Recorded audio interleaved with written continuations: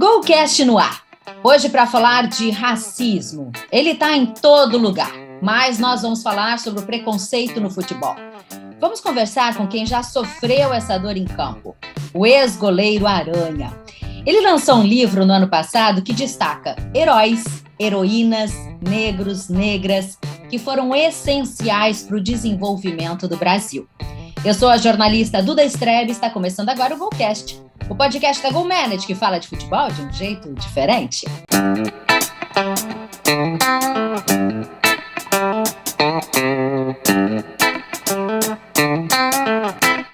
Já se inscreveu no nosso canal? Estamos no YouTube como Golcast GoManage. Toda terça tem um episódio novinho para você. Estamos no YouTube também nas principais plataformas de áudio. Segue lá, nos acompanha. Participam do Golcast o presidente da GoManage, Luiz Henrique Nunes, e hoje nos dá a honra de sua presença o nosso diretor, José Pedro Villa-Lobos, que está sempre nos bastidores, hoje está aqui com a gente. Primeiro, deixa eu dar boas-vindas para o Aranha. Tudo bem com você, Aranha? Tudo jóia. Em primeiro lugar, agradecer o convite. Espero estar colaborando aqui e ter uma boa participação. Certamente vai colaborar muito, é um prazer para a gente te receber. Agora vem cá, Aranha, a gente está gravando esse programa aí numa semana que a gente teve mais uma acusação de racismo no jogo entre Internacional e Corinthians. Agora eu tenho a impressão de que se essa gravação fosse na semana que vem ou na outra, a gente teria casos também, porque eles acontecem o tempo inteiro. E o futebol, que era para ser um lugar tão bacana, fica um lugar tão feio, né? É verdade, mas eu acho que o futebol, se ele foi bacana em algum momento, fora de campo, principalmente nas arquibancadas, acho que nos anos 80, talvez um pouco nos anos 90. Fora isso, o futebol chegou no Brasil pouco depois, 6 anos após o fim da escravidão, né? Então, era um período que o futebol era muito racista, principalmente nas arquibancadas, e aí depois ele teve um momento de trégua, que eu acho que foi aí anos final de 70, 80, 90, e depois ele veio já com as organizadas na questão da violência, né? E aí, nos anos 2000, a gente foi marcado por muita guerra de torcida organizada, a família abandonando os estádios vazios, né? Então, assim, na realidade, o futebol, acho que ele teve poucos momentos de sua essência, né? Não digo a sua essência, mas o que a gente espera dele, né? Um espetáculo, um ambiente feliz, um ambiente esportivo, né? Mas espero que isso possa vir logo em breve. Ai, com certeza. Até para dar continuidade nesse tema que eu levantei, o caso do Edenilson, que a gente está falando, eu vi peritos analisando a questão, se chamou, se não chamou, não vou nem repetir essa palavra, porque não cabe nada. Agora, qual a tua opinião sobre esse assunto? É uma opinião delicada, difícil, porque uma coisa que eu tenho muito cuidado é de não banalizar a causa, sabe? Então, não é qualquer gesto, não é qualquer xingamento, em qualquer momento, que vale a pena a gente protestar e levantar uma bandeira, né? Porque você pode estar banalizando uma causa. Então, assim, cada um sabe da sua dor, cada um sabe do que incomoda, né? Mas a gente está vivendo num momento de muito ódio no nosso país, né? Ódio para todo lado. Então, isso acaba colaborando de alguma forma. Mas, assim, a gente precisa entender que atrás de um xingamento vem um conceito, né? E existe aquelas pessoas que dizem o quê? Por exemplo, quando você está brigando, um homem está brigando com outro homem, né? Qual que era a maneira dele ofender aquele outro homem? Era usando termos, como é que se diz? Homossexuais, né? Era chamar o outro de viado, de bicha. Isso era uma maneira de ofender aquela pessoa. E assim eles usam também o termo de macaco, né, para ofender uma pessoa negra. Só que ele não sabe que, historicamente, o macaco é uma maneira de desumanizar o homem negro, a pessoa negra, e daí, se não é mais humano, cabe qualquer tipo de atrocidade, né? Então, eu procuro sempre separar e procurar entender o momento do xingamento. Se aquele cara, qual o contexto daquilo, né? Se é um xingamento uma hora de uma discussão e o cara solta uma palavra, né? Porque eu já vi e eu já cometi esse erro também, já, sabe? Eu, em alguns momentos de briga, principalmente na infância, assim, na adolescência, de xingar a mãe do companheiro, do amigo, né? Xingar ele de várias coisas que, na realidade, eu não acreditava. Eu sei que não era verdade, né? Mas era a maneira de ferir a pessoa, né? Só que eram outros tempos. Hoje está todo mundo em cima, todo mundo policiando. A gente vive num momento de muita punição popular, a internet está aí para o cancelamento, a gente tem que tomar muito cuidado. No caso do Edenilson, eu não sei, não tem como a gente afirmar nada, se falou, se não falou. É a palavra dele, eu prefiro acreditar nele, porque no Brasil a gente tem o péssimo hábito, não sei nos outros lugares, mas aqui a gente tem o péssimo hábito de dar mais credibilidade ao agressor do que à vítima, né? A gente costuma dizer, tá se vitimizando. Pô, mas ele é a vítima, não tem como o agressor se vitimizar, né? Eu sempre cito o caso que todo mundo fica fácil para todo mundo entender. Eu sempre comparo com o caso das mulheres, assim. Quando alguém fala, uma mulher foi estuprada, o primeiro pensamento, a primeira pergunta que vem é que roupa ela estava usando? O que ela estava fazendo? Como se isso justificasse a ação criminosa, né? Então, assim, a gente tem que tomar muito cuidado para, de repente, não colocar, no caso do Edenilson, como um criminoso e o outro como coitado, mas a gente não pode errar a mão no exagero também, né, da punição em certos momentos, tem que entender o contexto. Tudo bem, Aranha? Tudo já é. Tudo tranquilo, eu falo contigo aqui de Brasília. Em primeiro lugar, super obrigado, um maior prazer te ter aqui com a gente, né? E acho que tu é um cara que tem a maior credibilidade para falar justamente nesse assunto, que, como a Duda disse, né, essa semana tá muito em pauta em função do que tem acontecido recentemente, né, na torcida do Boca com o Corinthians, no jogo do Fortaleza, o caso do Edenilson e do jogador Ramos do Corinthians, enfim. E eu ia até começar por outra pergunta, mas tu me chamou a atenção para essa questão, né? Eu fiquei te ouvindo e fiquei pensando assim, pô, às vezes um xingamento, às vezes alguém chama alguém de bicho ou de viado, como tu disse, ou chama alguém de macaco, ou coisa, a Duda não quis falar a palavra, Sim. mas foi o que o Edenilson né, denunciou, né? Às vezes, isso é totalmente errado e a gente tem que não pode concordar com isso jamais, né, de forma alguma, mas eu fiquei pensando, pô, às vezes isso pode ser um ato de raiva até, de uma violência, né? O cara quer ofender alguém e ele fala a bobagem que vem na cabeça dele para ofender. E eu lembrei que eu acho que tu passou um pouco por isso, porque quando aconteceu aquele episódio no jogo do Grêmio, né, famoso episódio do jogo do Grêmio, a torcida do Santos, ela te defendeu, ela saiu em tua defesa, teve uma movimentação bacana dos torcedores te apoiando, e como não só os santistas, mas como todos deveriam fazer, né? Corretíssimo aquilo. Mas depois você foi jogar no Palmeiras. E aqueles mesmos torcedores que te apoiaram começavam a te insultar dentro de campo, porque tu tinha de jogar num clube rival. E eu fiquei fazendo essa ligação, pô, a causa não está em primeiro lugar. Quer dizer, enquanto ele era jogador do meu time, eu o apoiava. Ele foi jogar no outro time, eu já não apoio mais. Quer dizer, é uma confusão, né? Em primeiro lugar, da questão da correção, da postura, do respeito, do não ter preconceito, mas também da banalização, da idiotice de querer ofender ou ser contra alguém porque ele joga contra o meu time. Eu acho que tem um pouco disso, embora não se justifique, repito, em nada, né? Mas tem um pouco. Eu mudei para isso, para essa primeira pergunta, justamente pelo que tu falou. Dá vontade que, às vezes, o cara quer xingar alguém, e aí ele, pô, que vou xingar ele como? Ele é negro, eu vou chamar ele de negro. Ele tem uma opção sexual diferente da minha, então vou acusar ele de alguma coisa, né? Tu acha que rola um pouco por aí também, né, de misturar as coisas, né? Aí são dois problemas, né? Seria a injúria, o racismo, mas também a raiva, o ódio ou a vontade simplesmente de colocar alguém para baixo. É o Brasil, né? É uma mistura de muitas coisas, assim. E, nesse caso, é muito fácil explicar. É porque o racismo ele está no país todo, em todos os lugares. O racista ele está presente em vários lugares.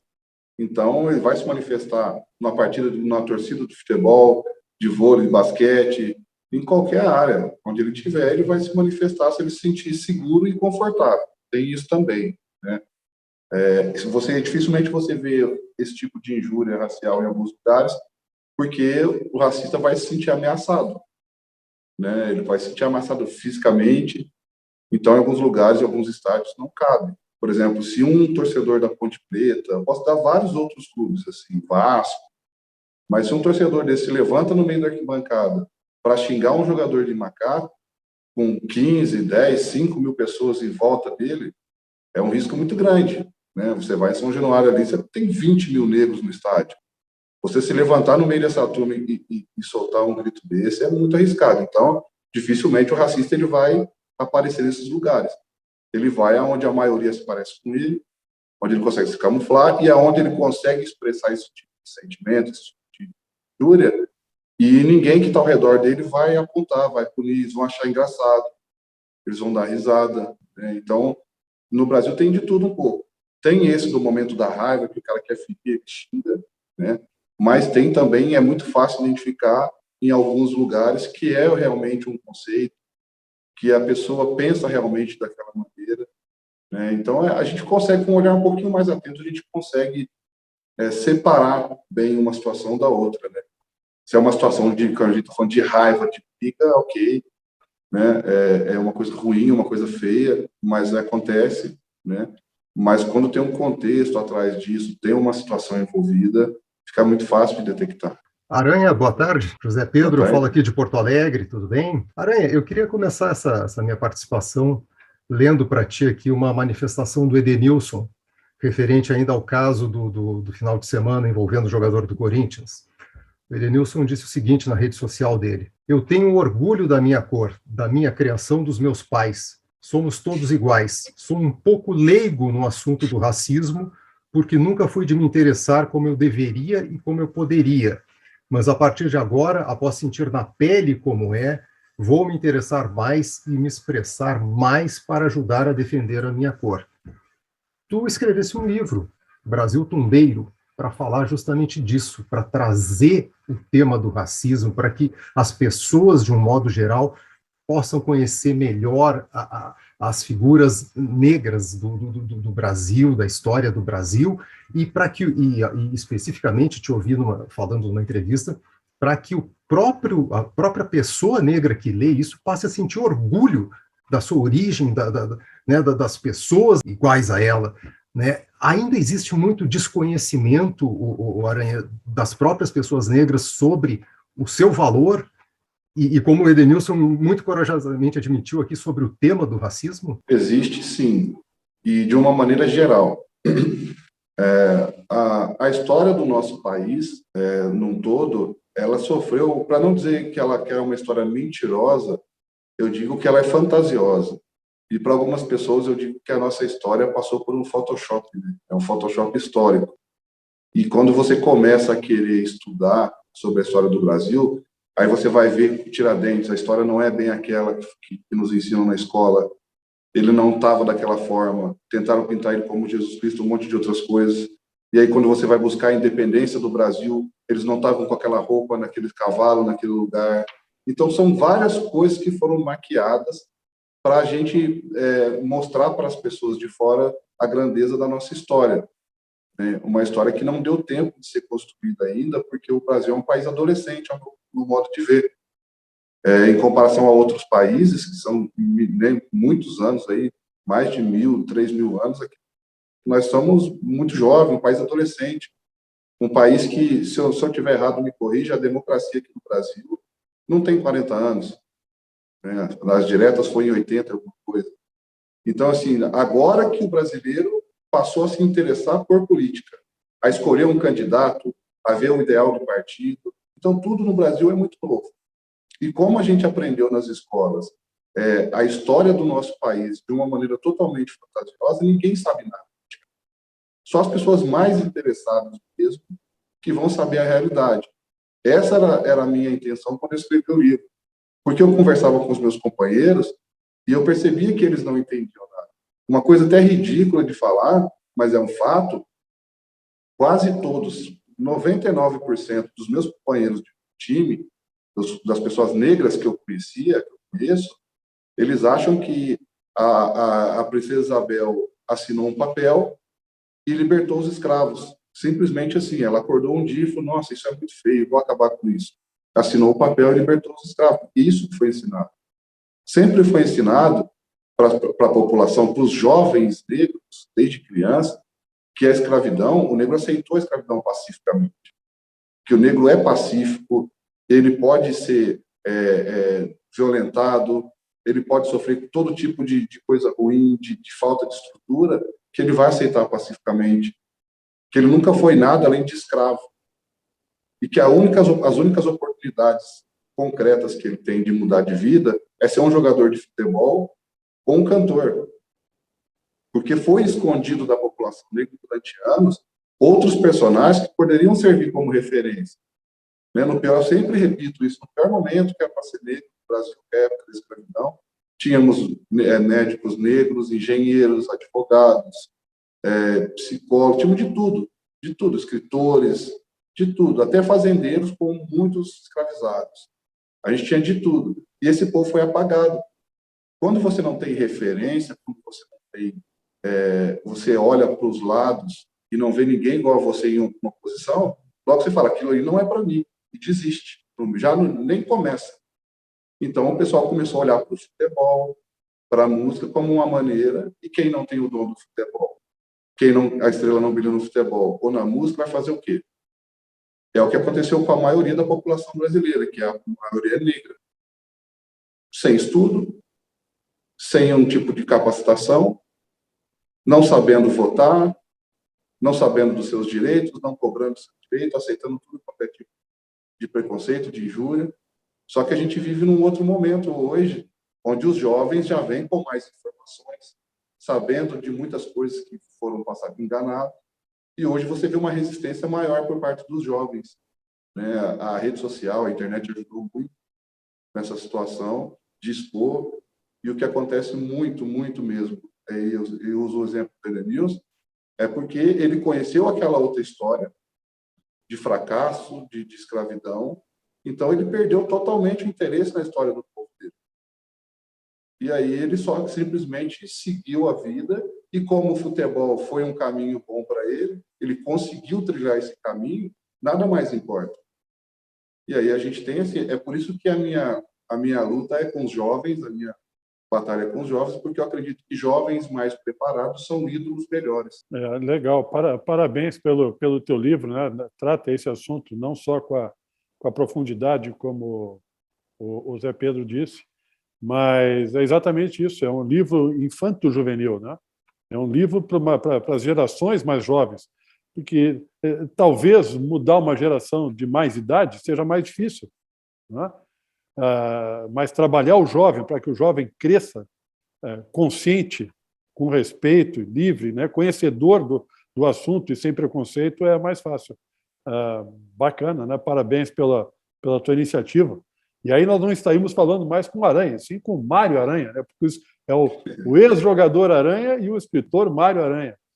Mas o Zé falou também da questão do Edenilson, e o Edenilson nas redes sociais, ele falou do assunto, e ele como vítima, e um pouco se desculpando, ele se desculpou por levar aquele assunto adiante, né, por ter denunciado, dizendo que estava chateado com aquilo, porque nunca tinha passado por aquilo, e que não queria aquela visibilidade, que não queria prejudicar o jogador do Corinthians, que tinha dado oportunidade a ele para que se desculpasse. Assim, ele estava todo cheio de dedos em se desculpar por estar envolvido numa situação como aquela. Nós entrevistamos, em janeiro do ano passado, em janeiro de 2021, o Marcelo Carvalho, do Observatório da Discriminação Racial no Futebol, e ele dizia naquela época que teriam muito mais casos, mas que os próprios jogadores que passaram por isso, que foram ofendidos de alguma maneira, né, ou injuriados de alguma forma, muitas vezes eles não querem fazer a denúncia. Eles têm medo de fazer a denúncia. Não medo da denúncia em si, mas medo da repercussão que esta denúncia tem e de ele virar uma manchete, dele passar uma semana, um mês nos jornais e sendo acusado muitas vezes de não disse isso é invenção, esse cara, como assim? Eu não falei nada disso. né? Isso é maluquice dele, ele está inventando, né? Tentando jogar no cara que é a vítima, de repente, a culpa, né? E que muitos resolvem, sério, não vou mexer com isso, deixa para lá, né? Me parece que isso está mudando um pouco, né? Está mudando um pouco. Os jogadores ou as pessoas em geral na sociedade que se sentem ofendidas, elas denunciam, e há um trabalho para que seja feito isso. Denuncie, não fique quieto, né? Você não tem que escutar isso, você não tem que passar por isso. Ninguém tem que fazer nenhuma piada, nenhuma brincadeira que seja contigo por conta da tua opção, da tua cor, né? Então, tu acha que esse medo que o Marcelo Carvalho nos falou há 1 ano e meio atrás, quase, ainda permanece, ou as pessoas estão mais incentivadas a realmente, não quero usar ir para a briga, mas ir para o debate, ir para a denúncia, colocar aquele que ofende, né, contra a parede, contra a justiça? Só para colaborar, se você me permite, Aranha, segundo o Observatório, só no ano passado, gente, 53 episódios de racismo no futebol contabilizados, fora o que a gente não fica sabendo, quem não tem coragem de falar e tudo mais. Então, só para colaborar. Duda, né? E aí, pegando o teu gancho, era até por onde eu ia começar hoje a nossa pergunta, né? Porque a nossa conversa, porque existem campanhas, né? Existem debates sobre o assunto. Quando acontece um caso, ele tem repercussão, ele tem um certo tratamento por parte da imprensa, por parte da mídia em geral, mas exatamente isso, né? 2021 foi um recorde de casos, e agora, em 2022, né? No momento que nós teríamos que estar aqui falando sobre qualquer coisa, menos sobre isso, né? Já temos mais de 30 casos. Quer dizer, em 5 meses, quer dizer, vai bater o recorde. Quer dizer, com tudo que está se discutindo, com tudo que está se falando, com tudo que está se mostrando, com iniciativas como a Aranha, com o livro, com os diversos programas que já tiveram para debater esse assunto, né? Está crescendo. Está crescendo. Pô, mas que isso? A gente fica pensando, qual é a razão? Quanto mais tu combate o assunto, ele cresce, né? É uma distorção maluca, né, da nossa sociedade. Mas isso tem uma explicação bem simples. Mesmo que pareça absurdo o crescimento disso, mas a gente teve um crescimento nos grupos nazistas, nas células nazistas no Brasil, muito grande. Se eu não me engano, surgiram quase 200 novas em atividade no Brasil. E o que acontece? Eu disse há pouco que o racista ele precisa se sentir seguro e confortável para ele poder agir. Ele não vai agir em qualquer lugar, em qualquer momento, assim, de qualquer jeito. Existem exceções para tudo. Mas a gente vive um momento no nosso país onde o país se dividiu e aí aconteceu uma coisa muito ruim. A gente tem que respeitar a opção política e ideológica de cada um. A gente vive num país democrático. Ok, beleza. E eu vou usar um outro exemplo, e eu acho que eu vou tentar ser o mais claro possível para as pessoas poderem entender. Todo muçulmano é terrorista? Não. É quase que nenhum. É uma minoria absurda, correto? E todo terrorista ele é muçulmano? Sim. Na sua maioria, os terroristas são muçulmanos. Então, logo, eles colocam que toda religião muçulmana é terrorista. Entende? No Brasil, o que acontece? Todo racista se colocou do lado direito do país. Entende? Todo mundo que é de direita é racista? Não. A maioria não. Mas o racista achou um ambiente para ele onde ele pode fixar confortavelmente e crescer. Entende? Então, é isso que vem acontecendo no nosso país. Criou-se um estigma, criou-se uma forma de fazer política onde a pessoa que é racista, ela achou um ambiente para ela onde ela pode disseminar as ideias dela, ela pode crescer. E é por isso que vem aumentando. E é por isso que vem tendo casos cada vez mais violentos, mais graves. Porque você começa a formar um ideal em cima disso. Isso é muito perigoso, né? Existe perigo dos dois lados, na direita, na esquerda. Os dois extremos é muito ruim para o nosso país. Mas hoje, existem pessoas racistas de esquerda? Existem sim. Mas hoje eles se sentem mais confortáveis na direita. E isso vem mostrando através da eleição, através do que aconteceu, desse governo que está no momento. Deveria ter, por parte do governo, algumas campanhas, algumas atitudes mostrando o contrário. Não, mas peraí, a nossa ideia aqui é uma, não tem nada a ver com esse negócio de racismo. Mas não tem, então ele se sente à vontade. Essa é a minha opinião, é o que eu acho, né? Que a gente vai procurar aquela história que o Olavo de Carvalho mesmo dizia, né? Que ele dizia que quando alguém fala assim, vai procurar sua turma, ele não está te xingando, ele está te dando um conselho. E é mais ou menos assim no racismo também. O racista ele vai procurar andar com quem é racista ou com quem não vai criticar, não vai apontar, onde ele está mais confortável, onde ele está mais seguro, né? Mas o medo de denunciar vem muito disso também, né? Você vai ter que escolher um lado. A partir do momento que você denunciou um caso de racismo, você já é jogado na esquerda. E aí você vai apanhar de toda a direita. Se você escolhe, de repente, falar contra a corrupção, você é jogado na direita e começa a apanhar de todo mundo da esquerda. Então, o nosso país está aprendendo muita coisa, está uma bagunça generalizada, que a gente tem que começar a resolver, e só tem uma maneira de resolver, com conversa, né? Então, o medo do cancelamento é muito grande, principalmente no caso do Edenilson, misturando um pouco as coisas, no caso do Edenilson, é que ele sabe que ele não tem um conhecimento sobre o assunto, e ele sabe que se ele entrar nesse assunto, nesse furacão, ele vai apanhar de muito lado, ele pode ser cancelado, ele pode perder espaço no futebol. A gente sabe que tem muitos diretores ainda, dirigentes de clube, que são racistas e vão deixar de contratar. Então, é um território muito perigoso. Aranha, eu acho, eu te ouvindo falar agora, eu me lembro assim que sempre que existem casos desse tipo, assim, de situações que se quer mudar numa sociedade, se tomam dois caminhos. E é uma fórmula que tem se mostrado eficaz em alguns casos, né? Que é o caminho da conscientização, né? Da formação, aquilo que vem da base, né? Que você vai ensinando desde cedo o certo e o errado, né, de acordo com a moral vigente na época, né, com preceitos de ética também, e do outro lado, punição, porque, falando bem claramente, tem pessoas que só entendem uma língua, que é a língua da punição.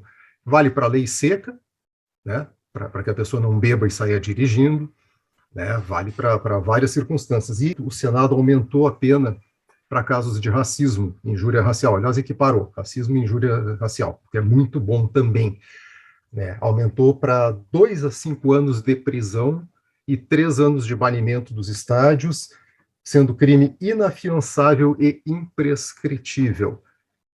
O que tu acha dessa punição? É justa? Podia ser mais? Podia... O que te parece? Olha, eu não sei afirmar se é justa, mas é uma punição. O que não pode acontecer, não poderia mais acontecer, é não existir a punição, né? Então, assim, a gente tem que procurar dentro de um limite aceitável, porque a gente não pode errar a mão também, né? Porque eu acredito assim, algumas pessoas já me perguntaram, poxa, deveria ter pena de morte no Brasil. Aí eu falo, sabe por que não é legal, não seria bom? Porque a partir do momento que você cometeu um crime e você é condenado à pena de morte, o que você tem a perder? O que te impede de fazer, você matou um, o que te impede de matar mais 20? É o que acontece nos Estados Unidos e outros países. Quando o cara vai matar, ele não vai matar um, já mata 15, mata 10, porque vai dar na mesma para ele, entende? Então a gente não pode errar a mão para não banalizar de vez o negócio. Em vez de você conter, você pode, de repente, aumentar essa situação. Mas, assim, eu acho muito válida, eu acho que é um sinal positivo, né? Eu acho que, ainda mais esse governo que é muito criticado em cima dessas questões, assim, eu acho que toda ação boa que vier desse lado é muito bom, é muito válida, né? Porque a gente tem que procurar não distanciar a direita da esquerda totalmente, do lado radical, que eu falei, os extremos. A gente tem que procurar uma síntese, tem que procurar ali o melhor entre os dois caminhos para a gente ter um país, uma nação de verdade, né? Não um país dividido, aonde quem for a situação vai ser prejudicado por quem não está, e de repente daqui a pouco um governador, um presidente de esquerda assume, e aí toda a direita vai trabalhar para destruir o que o cara está fazendo. Aí o nosso país não cresce. Fica um destruindo o outro e a gente não avança. Então, eu acredito que a melhor maneira seria uma simples, mas tratando desse governo atual, e isso, para mim, eu considero como um grande avanço. Só para completar, Aranha, só para completar, desculpa, Luiz, a informação, tá? Agora, uma vez que o Senado propôs esse aumento de pena, 2 a 5 anos, isso volta para a Câmara dos Deputados e depois vai à sanção presidencial. Então, nesse momento, ainda está como uma proposta. Eu concordo, né, com a questão da punição. Tem que haver punição, óbvio, né? Tem que haver punição não só para casos de injúria ou de racismo, tem que haver punição para tudo que é errado, né? Agora, eu fico com o sentimento assim, não é porque o cara que rouba vai para a cadeia que os roubos acabam. Não é porque alguém que mata alguém, né, vai para a cadeia por assassinato que os assassinatos acabam, né? Agora, é diferente, né? Eu fico com um sentimento ruim porque o cara, assim, olha, se tu roubar, tu vai ficar 5 anos na cadeia. Pode ser que ele não roube. Ele vê teu carro aberto e ele não vai roubar teu carro, porque ele não quer ir para a cadeia, né? Então, evita-se um roubo, né? O cara, de repente, ofender um negro, uma mulher, um deficiente físico, ele não ofender porque ele tem medo de passar 1 ou 3 anos na cadeia, tudo bem, ele não ofende, mas ele não mudou, ele continua racista, ele continua pensando a mesma coisa. Mas pode inibe ser que o ato, Luiz. Inibe o ato. É a mesma coisa com a lei seca, com o dirigir alcoolizado. Não, eu sei, Zé, mas assim, o meu sentimento é que a pena pode ser que alguém deixe de ser ladrão, porque ele bota na balança, olha, entre eu roubar e eu ser preso, então eu não vou roubar. Então pode ser que a pena evite alguém de ser ladrão, mas talvez esta pena evite que alguém ofenda uma pessoa na rua, mas não faz dele um cara que respeite aquela pessoa. O que nós precisamos é disso. Eu quero que alguém veja na rua um negro, uma mulher, um deficiente, uma pessoa diferente dela na rua e que a respeite de verdade, né? E não simplesmente fique pensando em ofender, mas não vou ofender, porque senão eu posso ir preso, né? A gente tem que mudar, assim a gente não vai estar mudando a sociedade, a gente não vai estar mudando a mente das pessoas, a gente não vai estar eliminando do Brasil, né, racistas, preconceituosos, a gente vai estar simplesmente fazendo com que talvez eles não falem, talvez eles não digam nada, mas eu não posso olhar, né, para outra pessoa na rua e com o sentimento de que ela é menor do que eu, que ela é pior do que eu, que ela tem menos capacidade do que eu, né? Eu vou continuar sendo um cara errado, né? Luiz, mas tem gente que só nascendo de novo, Luiz. Exatamente, é por isso que... O que eu estou dizendo, eu comecei a pergunta, porque eu me alonguei, eu comecei a pergunta do seguinte... Nós já estamos nervosos aqui, ó. Porque realmente tem umas pessoas que não é pergunta, não é pergunta, né, Aranha, nem tudo é pergunta, é debate, é um bate-papo, né? Eu comecei dizendo, tem que haver a punição, e talvez até seja branda ainda. Talvez seja branda, eu acho que é branda. Por que não 10 anos? Por que 1 ano? Cara, tu vai ofender alguém, né? Vai fazer uma dancinha, jogar uma banana, vai fazer não sei o quê, vai ficar 10 anos preso, cara. Qual é a tua? Né? Eu acho que tem que ter a punição, é óbvio que tem a punição, né? Mas a sociedade não melhora assim, o cara não melhora, né? É um sentimento que eu fiquei assim. Eu acho que vocês entenderam, né? Eu acho que quem está ouvindo o nosso programa entende assim. Um cara pode deixar de ser ladrão porque não quer ser preso, mas um cara não deixa de ser racista simplesmente porque não chama o outro de qualquer coisa. Por isso que eu referi aqui, Luiz, as 2 vias, a formação e a punição. Punição, educação, Aranha, é a solução? Não tenha dúvida. Eu tenho 2 fórmulas para isso. Assim. A punição, eu vejo como um remédio para dor de cabeça, um remédio emergencial. Quando você está com uma dor de cabeça, você vai, toma o remédio Mas se a dor persistir, aí você vai procurar a causa, vai tratar o foco daquela dor, certo? Então, a punição vai servir para poder estancar de alguma forma as manifestações, para que elas não aumentem, né? É um remédio instantâneo, emergencial. Porém, a gente precisa identificar a causa, a origem e trabalhar nisso, né? E a outra coisa, em cima do que ele estava falando, eu vi o Cortella dizer uma vez que a ocasião não faz o ladrão, a ocasião revela o ladrão, né? Então, assim, não é... Quando o cara comete uma injúria racial, ele está se revelando, né? Ele não se tornou um racista naquele momento, está se revelando um racista só. Então, por isso que é importante as duas coisas, as punições, mas também entender o sistema, como ele funciona, para poder tentar melhorar e mudar. Perfeito, é isso que você está falando, né? As novas gerações têm que ser diferentes. E a gente já vê isso, assim, pelo menos eu tenho uma filha, Aranha, de 12 anos, assim, já tem outra cabeça, já tem uma visão muito legal, assim, eu fico muito orgulhosa de ver, sabe, essas gerações chegando muito mais legais do que muita gente. Mas eu ia te perguntar especificamente, lá de 2014, eu ainda era repórter na época, trabalhava com a dupla Grenal, então foi algo assim que nos marcou também, sabe? Enquanto profissionais que trabalhamos naquele jogo, na arena, e sabendo quanto isso, meu Deus do céu, é inadmissível.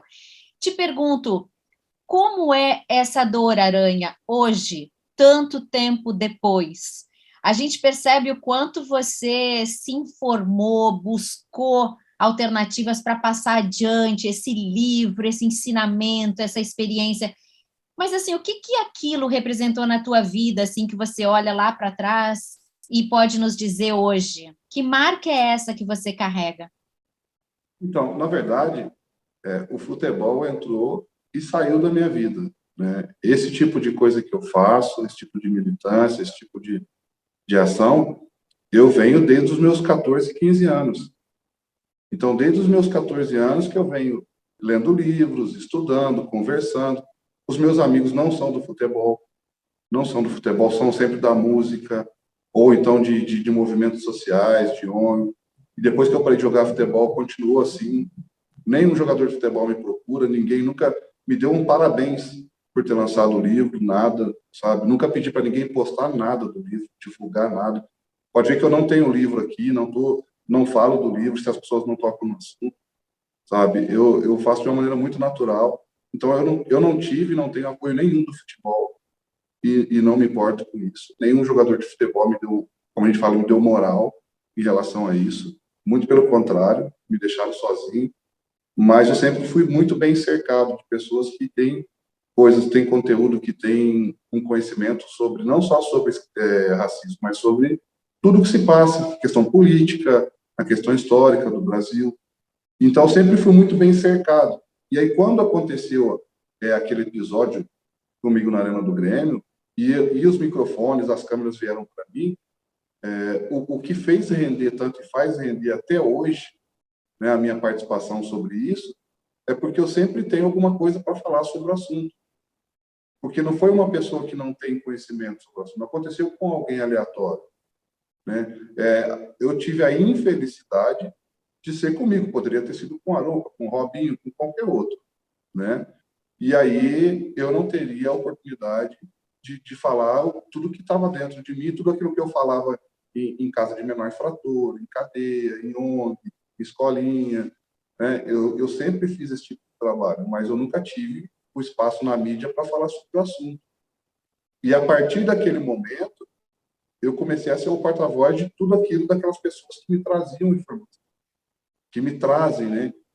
O que eu tive que aprender, e isso foi um aprendizado depois daquilo, é como repassar essa informação, sem ser agressivo, sem usar termos agressivos, porque quando você chega num lugar, eu faço muita palestra em universidades, né, para empresas também, quando você chega com palavras mais duras, mais pesadas, as pessoas se fecham para as ideias.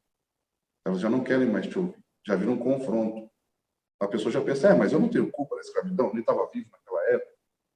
Sabe? As pessoas já começam a se fechar. Então, a gente tem que saber a maneira de abordar, a maneira de conversar, e isso eu aprendi depois de 2014. Mas todo o conteúdo, todo o conceito, eu já vinha desde os meus 14 anos. Assim. Todos os meus amigos são do rap. Eu conheço todos os grandes nomes do rap nacional, assim, principalmente dos anos 90, que era um rap mais de protesto, de conscientização. Então, eu nunca fui um boleiro. Na verdade, eu nunca fui um boleiro. Eu sempre fui um cara meio deslocado ali dentro do futebol.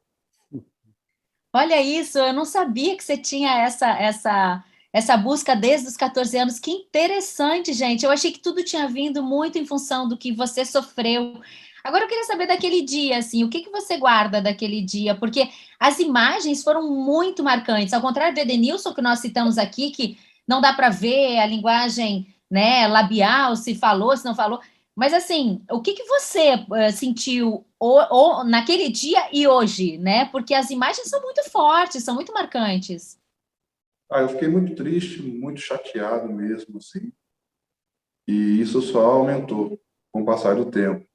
Porque a cada ato de racismo que acontece no Brasil, quanto mais o tempo passa, menos o Aranha jogador de futebol aparece, menos coisas tem sobre mim como jogador e mais sobre esse assunto. Assim. Eu tenho uma filha de 8 anos e assim que ela começa, ela já pesquisou no YouTube sobre mim. E as primeiras coisas os vídeos que aparecem é só as pessoas me chamando de macaco, aquele acontecimento todo do Grêmio. Então, assim, é difícil, é uma coisa que eu não queria para minha vida. Ninguém quer ser marcado negativamente. Eu nunca usei isso para ganhar dinheiro, eu nunca usei isso para me promover, muito pelo contrário. Eu estava comentando com amigos ontem que essa situação me fez dizer não para o Jô Soares. Quem não queria sentar lá na cadeira, lá, estar com o Jô Soares no programa? E eu não fui, eu disse não para o Jô Soares, porque eu estava tendo muito ataque, as pessoas estavam dizendo que eu estava usando o racismo para me promover. E a minha preocupação era tão grande de não passar uma imagem errada, que eu comecei a falar não para todo mundo. E aí eu falei, olha, eu não falo mais com ninguém sobre futebol. Sobre esporte, sobre futebol, não falo com mais ninguém. Qualquer outro tipo de programa, de culinária, qualquer outra coisa que me chamar e tocar no assunto de racismo, eu falo, ok. Mas de futebol eu não participo mais. Aí eu parei, eu deixei de vender meu peixe. Eu deixei né, você ficar falando não para todos os veículos esportivos, você jogando futebol. É igual um cantor dizer, fala assim, eu não atendo rádio, mas não vou mais em rádio, não falo rádio, não gravo vinheta, né? Ele vai ter um caminho muito mais duro. O Aranha é uma coisa que eu até digo assim, infelizmente você deixou de vender seu peixe, né? Porque é uma das estratégias, muitas vezes, de constrangimento que são usadas contra pessoas que são vítimas de algum tipo de violência é a relativização e transformar a vítima em culpado, né? Acuse-os daquilo que você faz, né? Infelizmente, você não foi ao Jô Soares, eu acho uma pena, acho que deveria ter ido e deveria ter falado, mas enfim. E não foi, né, Aranha? Tu passasse em 2005 por outro caso também bem difícil, né? Muito mais pesado do que esse do Muito Grêmio. mais pesado, né? Para quem não sabe, né? O Aranha foi confundido como sendo um assaltante, chegou a ser agredido por policiais, jogava na Ponte Preta, né? Isso. Naquela época jogava na Ponte Preta e mesmo dizendo que era jogador, e não adiantou, né? Os caras te levaram, acho que para a delegacia, te agrediram de alguma forma. Os advogados da Ponte Preta interviram no caso e tu foi solto. E chegou a denunciar, eu acho que os policiais, mas eles pediram desculpas, né? E aí tu não levou o caso adiante, né? Não levou. Isso em 2005, né? Bem antes aí do caso de 2014. Então, assim, a gente ainda vê no Aranha, que sofreu um caso muito mais pesado do que o próprio acontecimento na Arena do Grêmio, mas teve a grandeza, né? A bondade, a generosidade de não prejudicar os caras que cometeram um erro bárbaro, absurdo, né? E tu deixou passar, né? É incrível isso, esse gesto também. Foi um momento muito difícil, porque Eu fui espancado, algemado, depois espancado na frente de muita gente, que eu estava no hospital. Eu fui levar um garoto da base para o hospital e tinha um funcionário da ponte comigo. E eu fiquei indo do lado de fora, tinha até dado uns autógrafos ali, estava encostado no meu carro, esperando o pessoal sair de dentro do hospital. E aí veio a viatura e já chegaram, me algemaram e começaram a me espancar. E aí depois me colocaram na viatura para levar embora. E foi uma coisa terrível, né? Terrível. E entrei com a ação, fiz o reconhecimento, teve todo esse processo. Só que durante esse processo, né, um amigo, muito amigo meu de Campinas, muito frente, falou assim: olha, né, eu entendo tudo que você passou, entendo a sua dor, mas até que ponto você está disposto a levar isso? A gente não sabe que tipo de pessoa, como é que vai ser, né? A gente sabe que, por exemplo, nesse caso do racismo da Arena do Grêmio, é uma coisa mais virtual, uma coisa mais de bastidores, né, que a retaliação que eu sofreria. Mas nesse caso, né, eu fiquei muito preocupado com a minha vida e aí eu preferi realmente deixar as coisas como estavam, porque eu fiquei com medo, a verdade é essa, eu fiquei com muito medo do que poderia acontecer comigo se eu continuasse adiante com isso, né? Então, era uma situação, como aconteceram várias outras situações, eu poderia falar aqui, assim, rapidamente, 15 situações de racismo comigo ao longo da minha carreira e da minha vida, né? No futebol, eu já passei mesmo em um estádio, não vou dizer o lugar, mas situação muito pior do que a do Grêmio também. Tá certo que na Arena do Grêmio tinha 20 mil pessoas fazendo. E eles canalizaram a culpa toda em cima daquela garota, daquela turminha que estava ali. Que eu seria incapaz de ouvir e ver aquela garota no meio de tanta gente gritando, né? Então é mais fácil culpar um, né, dizer que é um caso isolado. Mas eu já passei uma situação também no Sul, na época vendia cerveja, chopp, e era o alambrado, né? Não era como agora, era o alambrado, e só tinha uma câmera que filmava os gols para passar nos programas esportivos, né? E aí uns 20 caras, sei, eram muita gente, porque a quantidade de líquido que foi jogado foi muito grande. Então, às vezes, umas 15 pessoas mijaram no copo, encheram aqueles copos de xixi, de mijo, e jogaram em mim. Eu estava alongando próximo à tela. E eu fiquei todo encharcado, assim, e eles diziam que era o banheiro do macaco, que agora eu estava desinfetado, que agora eu poderia ficar ali. Então, assim, uma coisa muito absurda. Eu fui, e estava muito frio. Eu lembro que eu fui para trocar de roupa e cada um tem a sua numerada. E aí eu não tinha outra roupa daquela de frio para colocar. Eu tive que ficar o jogo inteiro com aquele negócio encharcado, aquele cheiro. Não tinha como trocar a parca, que a gente fala, o agasalho. Eu era reserva na época do Lauro. Então, assim, já aconteceram muitos e muitos episódios que eu poderia contar aqui. Só que a maior dificuldade minha de contar esse episódio é que eu não posso dizer quando, não posso dizer quem foi, porque isso tudo pode reverter contra mim, né? Eu posso me prejudicar muito apontando e contando algumas histórias, como essa que eu acabei de falar de Campinas, da polícia, né?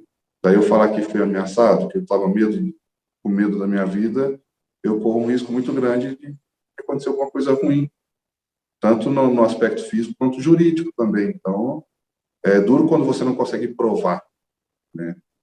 E no caso do Grêmio, eu desci para o vestiário, eu fui para o DOP, e quando eu estou sentado no DOP, eu olho para a TV, tá a imagem da menina gritando.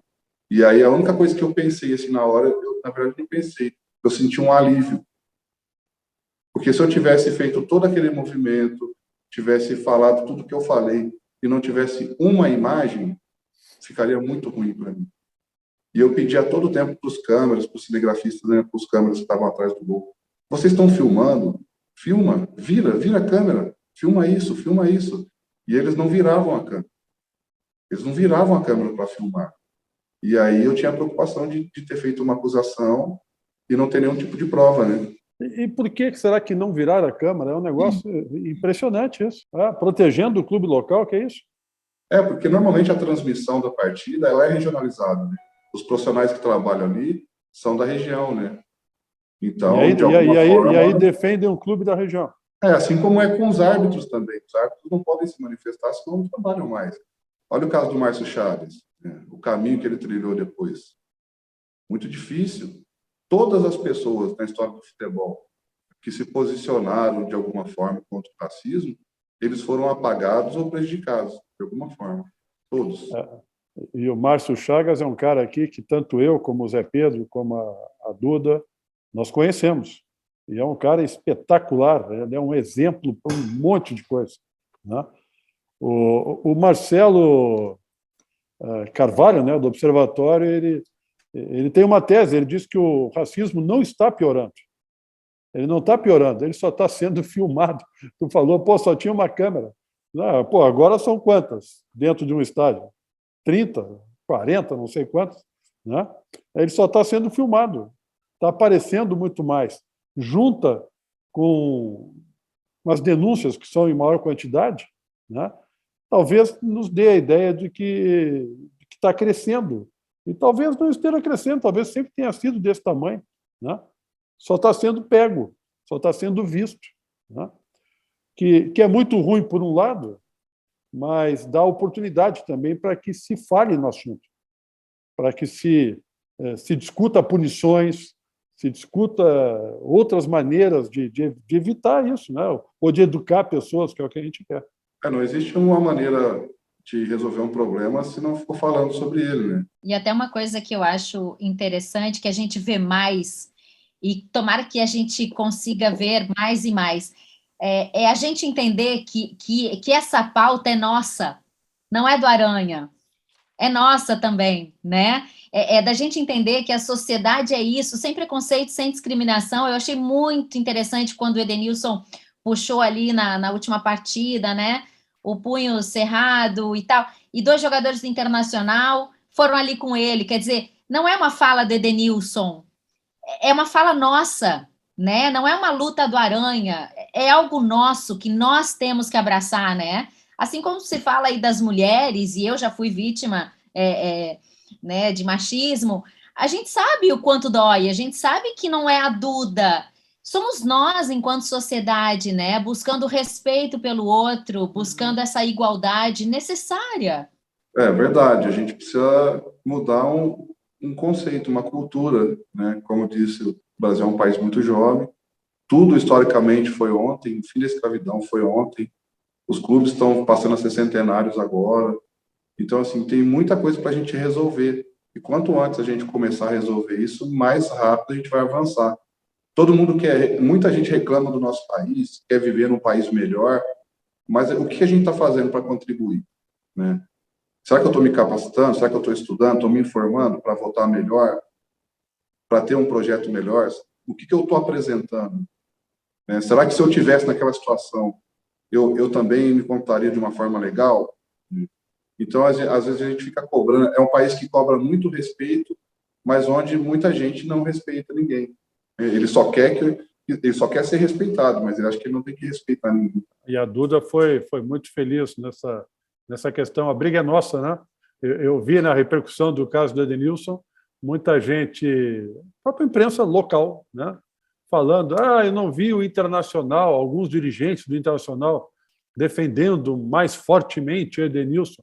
Isso não é uma briga da instituição Esporte Clube Internacional defendendo um atleta do Internacional, porque senão era muito fácil, né? Isso deveria haver uma defesa de todas as pessoas de bem, né? Inclusive da imprensa que cobrasse do Internacional uma defesa maior, por ela também defender o atleta, né? A briga é de todos, não é de uma instituição. Senão vira aquele negócio, ele joga no meu time, eu apoio, ele não joga no meu time, eu ofendo. Que coisa é essa, né? Por exemplo, eu fui questionado por que eu não coloquei nenhuma, não postei nada, por que eu não fui falar dele, dar uma palavra, alguma coisa.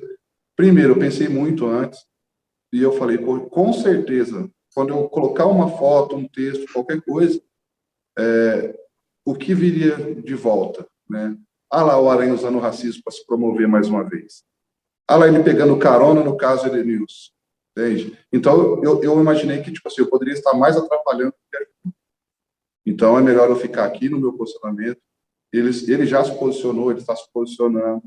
E legal. E outra coisa que a gente costuma dizer, o pessoal mais engajado, assim, a gente sempre fala assim, poxa, a gente tem que ficar resolvendo um problema que não foi a gente que criou, sabe? Não foi o negro que inventou o racismo, foi o negro que criou o racismo. Mas a gente tem que ficar explicando, tem que ficar tentando arrumar maneiras de diminuir isso. Aranha, eu concordei com tudo que tu disse até aqui. Eu acho que nessa parte eu discordo um pouco. Eu acho que tu poderia, sim, né? Não é essa a questão, se tu deveria ter dito alguma coisa, escrito alguma coisa de apoio ao Denilson. Não é isso que eu estou dizendo que tu deveria ter feito. O que eu estou dizendo é que tu poderia, sim, ter feito, né? Porque eu acho que hoje, em 2022, ninguém diria que tu está tentando pegar carona nisso. Pelo contrário, eu acho que tu ia escutar até apoio e agradecimento, porque tu não tem nada, absolutamente nada, que te preocupar sobre a tua trajetória, do que tu fez, do que tu foi, das denúncias que tu fez ou deixou de fazer, né? Porque tu é um cara que sempre levou a tua vida da maneira correta, da maneira mais certa. Tu é pai de família, tu é igual a todos, tu tem o direito de falar o que tu quiser. A vida te deu o direito de falar sobre isso. Então, eu acho, né, que tu não escutaria nada de ruim agora. Eu acho que tu pode, sim, falar sobre esses assuntos, te desprender disso. Não tem essa, né? Tu é o Mário Aranha, um baita cara que faz um baita de um trabalho, né, e que está construindo como escritor e com participações, né, como neste programa nosso aqui, né, construindo essa sociedade melhor. Tu tem direito, mais do que qualquer um, de falar sobre isso, né? Eu escutei também, acho até que foi, de novo, no papo com o Marcelo, nós estávamos discutindo que uma das questões de talvez não se criar soluções melhores para enfrentar o racismo, o preconceito, é que a maioria das pessoas que faz lei e discute esse assunto são brancos. E o branco, por mais bem intencionado que seja, o branco que não é racista, né, ele quer fazer o melhor, ele pode querer fazer o melhor, mas ele não sente, né, ele não sabe exatamente como aquele negro, aquela mulher, ou aquele deficiente, ou aquele se sente num momento como esse. Era melhor que essa lei fosse feita por pessoas que já sofreram de alguma forma isso, ou que tivesse, né, nessas comissões, nessas discussões, pessoas como tu, que poderiam ensinar ou dizer ou mostrar para essas pessoas qual é o melhor caminho, né? Cara, tu é um baita cara, tu não tem nada disso. Isso aí se tu tem que contribuir, continuar falando e continuar fazendo tudo que tu está fazendo, porque isso ajuda a ter esse país melhor que tu quer e que tu tanto falou aqui conosco. É verdade, eu concordo com isso que você está dizendo, sabe? Muitas vezes, por exemplo, se eu não me engano, eu sou o único atleta no Brasil que já recebeu o prêmio dos direitos humanos. Então, assim, e poucas pessoas sabem disso, quase ninguém sabe. Raramente eu falo sobre isso. Às vezes a gente começa também parece que a gente fica com receio, com vergonha de falar dos nossos feitos, falar do que a gente é bom. No Brasil parece que a gente aceita que qualquer gringo faça uma ostentação, a gente acha muito bacana. Vi um cantor americano aqui, eu quero 30 toalhas brancas, quero rosas, não sei o quê, quero não sei o que lá, joga dinheiro pela janela, e o brasileiro a gente acha muito bacana tudo isso, como ele é uma estrela, como ele é foda. E aí, quando um brasileiro, de repente, ele alcança qualquer tipo de visibilidade, assim, de notoriedade, o cara tem que se apequenar, porque senão o brasileiro parece que não aceita, né? É aquela história do caranguejo no balde, quando um está escapando, o outro vai lá e puxa. Então, você pode ser bom, mas junto comigo aqui. Tem todos os méritos, sim, todos. Agora, só para a gente encerrar, fala, Luiz. Não, eu ia dizer, o Aranha disse que... Não lembro da frase direito, Aranha. Tu falou assim, pô, eu entrei no futebol, saí do futebol, acho que foi alguma coisa assim que tu falou. Futebol entrou e saiu. Mas tu tá no futebol, né? Voltei agora, né? Tu está preparando e e ensinando outros goleiros. Tu é um preparador de goleiro. Não sou não. Não? Não. Na verdade, eu sou coordenador de futebol aqui do Mojimirim, então eu estou na parte da diretoria. Tudo que acontece no Mojimirim tem que passar por mim. Eu sou meio que um filtro para tudo aqui, de logística, de contratação, de dispensa, de material, tudo passa por mim. Bacana. Nós vamos ficar atentos ao Mogi, torcendo para o sucesso teu e do Mogi. Obrigado. Que legal, que legal. Agora, para a gente encerrar aqui, servicinho do livro, Edenilson tem que ler. Vamos lá, Aranha. Onde é que está teu livro? Como é que o pessoal acessa? Bom, ele tem muitos lugares diferentes, muitos sites. Então, assim, entrou na internet ali no Google, o Brasil Tumbeiro, ele vai achar várias plataformas para poder comprar, para poder adquirir, é bem baratinho.